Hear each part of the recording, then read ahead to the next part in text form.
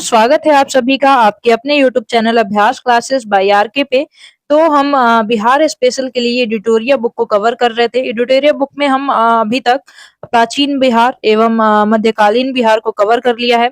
और हमने आधुनिक बिहार के इतिहास को अभी प्रारंभ किया है, जिसमें हमने यूरोपीय कंपनियों के आगमन को अपने प्रीवियस वीडियो में देखा है।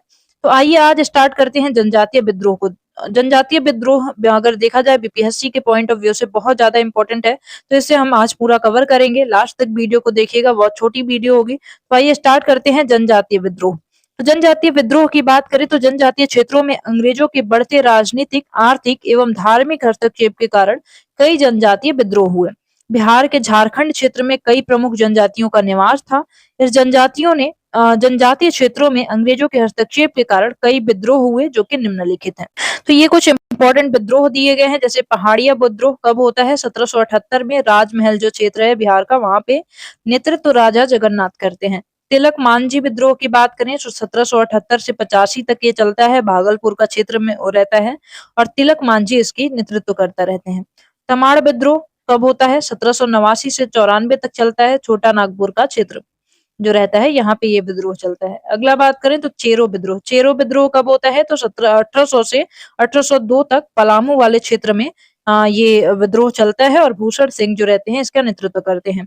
हो विद्रोह की बात करें तो हो विद्रोह 1820 से 21 तक चलता है और सिंह भूम का जो क्षेत्र है वहां पे ये हो विद्रोह होता है। कोल विद्रोह की बात करें तो 1831 से 32 तक ये कोल विद्रोह चलता है छोटा नागपुर के क्षेत्र में और बुद्धो भगत इसका नेतृत्व करते हैं। संथाल विद्रोह जो कि मोस्ट इंपोर्टेंट है, 1855 से 56 तक ये चलता है विद्रोह।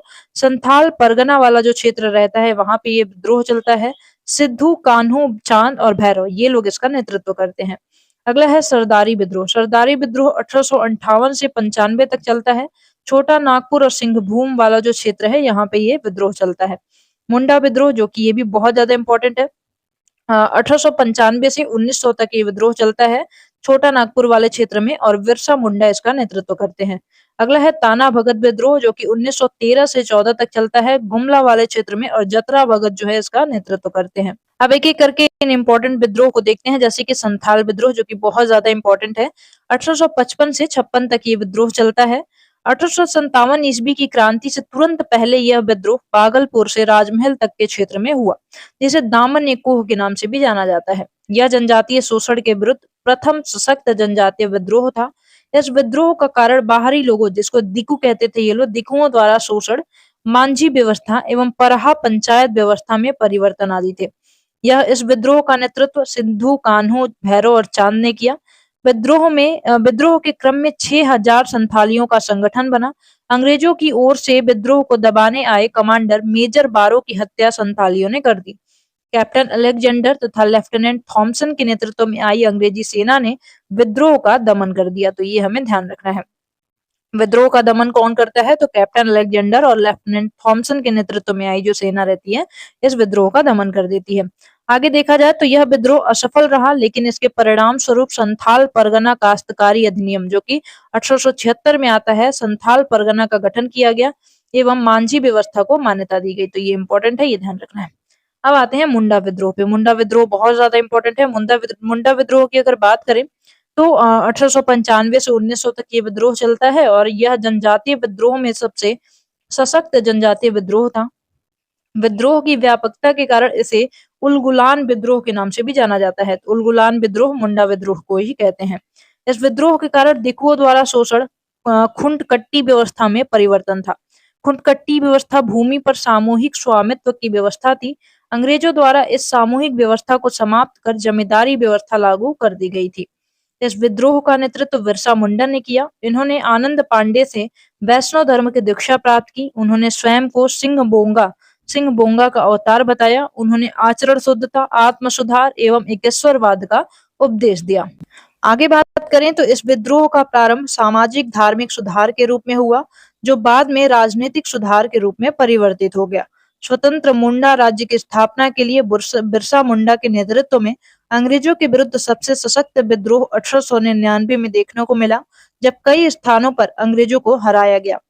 3 फरवरी 1900 ईस्वी को बिरसा मुंडा को गिरफ्तार कर लिया गया। 9 जून 1900 को हैजा के कारण उनकी मृत्यु हो गई। उनकी मृत्यु के पश्चात विद्रोह समाप्त हो गया, तो ये ध्यान रखना है।